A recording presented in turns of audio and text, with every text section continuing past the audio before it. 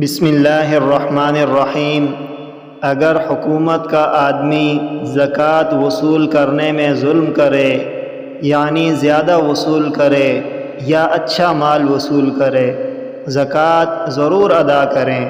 عن جابر بن عتیق قال قال رسول اللہ صلی اللہ علیہ وسلم سیأتیکم رکیب مبغضون فإذا جاؤکم فرحبوا بهم وخلوا بينهم وبين ما يبتغون فإن عدلوا فلأنفسهم وإن ظلموا فعليهم وأرضوهم فإن تمام زكاتكم رضاهم وليدعوا لكم رواہ ابو داؤد۔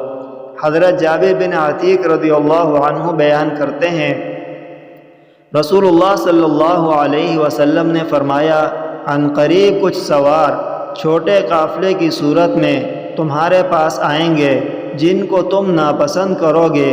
اگر وہ تمہارے پاس آئیں تو انہیں خوش آمدید کہنا اور زکوٰۃ کی مد میں جو وہ چاہیں انہیں لینے دینا۔